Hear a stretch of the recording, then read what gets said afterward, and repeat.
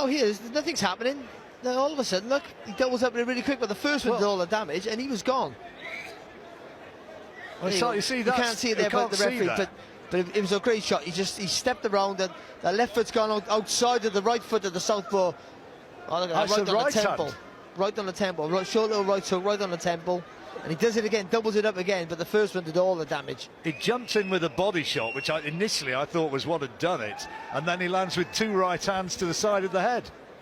And he's done. Now look at this now. There's nothing really clean and conclusive. He got caught on the top of the head there, Tete, but he wasn't recovered from the first one. You know, the referee could have easily stepped in after the first knockdown.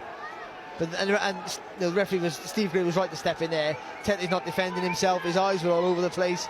And competitively since October last year. In that time, Casimero has had 3 knockout victories. His last 4 wins have all come by stoppage. He is a banger, and he is most definitely here thinking and believing that he can defeat this brilliant South African. Well, the obvious tactic is to get inside that beautiful long jab there of Tete, which is achievable, but the problem is then you have that uppercut to worry about. When we've seen that, how effective that can be in the past. He takes a little half a step back, Tete, and then whips that uppercut right through the middle. Tete had 1 win, which came in 11 seconds, the quickest ever in a world title fight. Well, it's not, I suspect that might never be broken. Casimero, who'll be known to British fans as the man who stopped Charlie Edwards in September 3 years ago in an IBF flyweight title defence. He won this interim title in February against Ricardo Espinosa, and then defended it in August against Cesar Ramirez. Both those came by way of stoppage.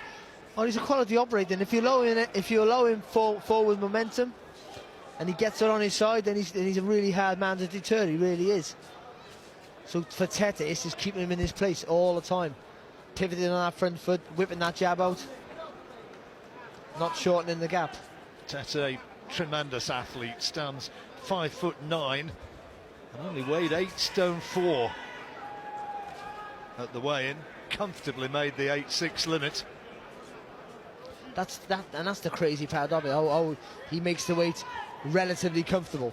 It's never comfortable making any weight, but he doesn't look as drawn as you see other fighters, and that's one of life's mysteries, John. He wants the brilliant Japanese fighter Naoya Inoue, who beat Nonito Donaire in that terrific fight. What was it, 3 weeks ago? Oh, great fight. Great fight, wasn't it? And it could have been Tete in the final had he been able to beat Donaire, but he pulled out of that Super Series with a shoulder injury. It was the right arm, the right shoulder, and that sort of an injury, it's kind of psychological, which he's got to trust himself to be able to throw it. Yeah, of course you have, because that, again, that right hand, which is the jab hand, of course, of Tete, is his most important weapon. On occasion, he kind of just does enough. We commentated on a fight over in Yekaterinburg last year. It was that fight last October. Yeah. And that was that sort of fight, wasn't it? He won by about a 4 or 5 point margin, but he never really took any risks at all. No, he can coast the fight, can't he? So he can stick in second gear, just pick you off and be happy with that. Well, fairly quiet opening round. Bell just coming up as Casimero tries to launch that right hand and just whips it through thin air. And Tete maybe just doing enough. We'll get Barry's verdict in a moment.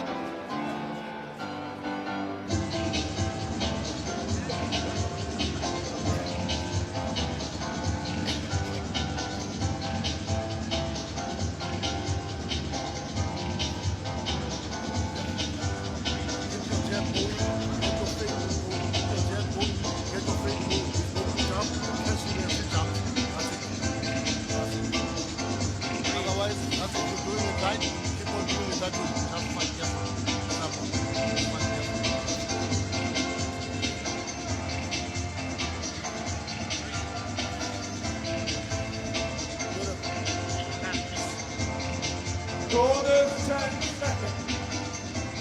Dankeschön. Seconds out. Round 2. Well, as we go into the second round, how did you score that one, Barry? I give it to Tete. I think just some of those flicking jabs were enough to give him the edge for me. Casimero didn't really do enough, if anything, to be fair.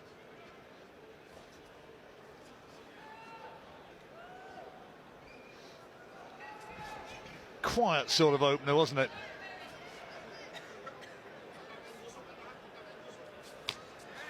Test will come when Casimero lands one of those big punches, or when he fully commits to an attack. He's jumped into a few attacks, but I don't think he's been fully committed. And when he does that, if he can be effective, or if Tete can read it, and as we said earlier, whip that uppercut on the target. Casimero promoted by the legendary Manny Pacquiao.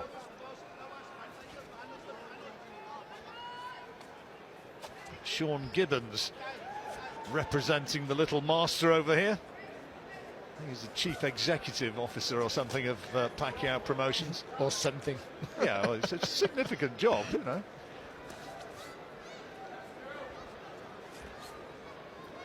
He introduced himself to me as that, and also as the president, so I'm not sure which it was.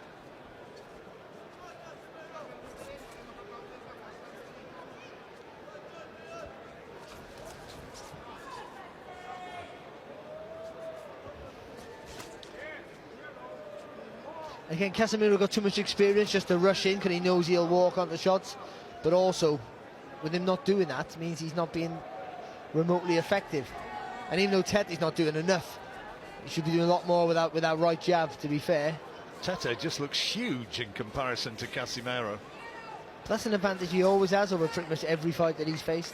Talked about moving up in weights, that might happen at some point. And I guess another option, talked about Inui, but Rigondeaux, the Cuban, is fighting Liborio Solis for the regular WBA title. That's coming up in about 3 weeks, and Tete's talked about fighting Rigondeaux, or as he's correctly pronounced with the Spanish accent, Rigondeaux. And look, two absolute geniuses, but it could also be a stinker of a fight, because they might just both be looking at each other. Could be a chess match, daring each other to make the first move, yeah.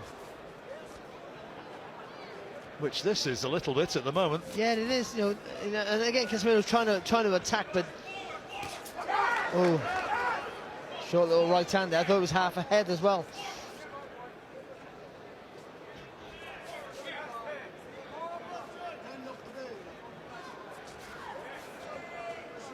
As ever, Tete's entourage came to the ring singing and dancing.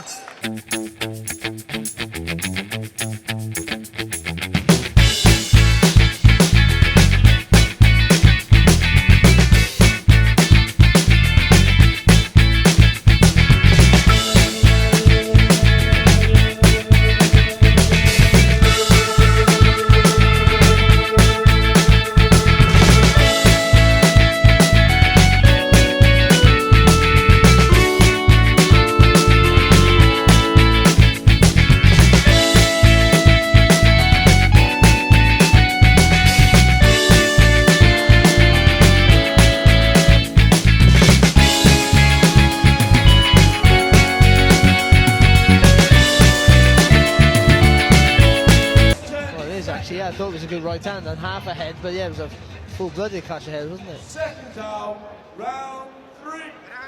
2 rounds gone. How have you scored them both? Yeah, I give them both to Tete, but he's only barely doing enough, John. I just think. Well, it's what we said, isn't it? I mean, this is what he did against Mikhail Aloyan when he fought over in Yekaterinburg in Russia last October. Well, obviously, that's better there for Casimero. Doubling up on the jab. Well, I guess he thinks, it's your move to close the gap, not mine. I'm the taller fighter with the longer reach. I want to keep it long. You gotta try and bring it to me.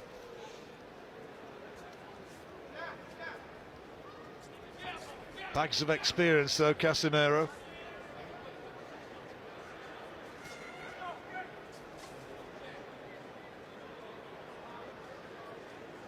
Got a record of 5 wins and 2 defeats in world title fights. Tete 5-1.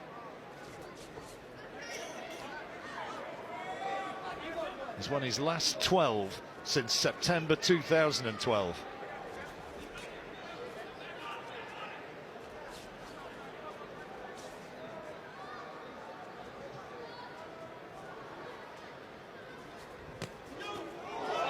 Oh, Casimero got him. He's got him with a butt now. He's given it. He's got him with a body shot, was it? No, it was on the chin. It was a short right hook to the chin. And he's in trouble. It's all over the place. He's in real trouble. Tete's in a lot of trouble. And the referee wants to look at him. He's allowing it to continue. But can Casimero take him out here? It happened so quickly. And he's still got a long way to go in this round. There's 1 minute 20 seconds. And Tete still looks unsteady. He's got to buy some time here and make Casimero miss. Casimero needs to pick his punches and he can't find a clean shot and he falls down. Tete, I don't think there was a punch which put him down. He just collapsed to the canvas. He's not down recovered from the first time. shot. He's not recovered from the first knockdown. I'm sure of it. Referee asking, is he okay? Casimero wants to finish it right here, right now, and finish it he has. The title changes hands in sensational fashion. Zolani Tete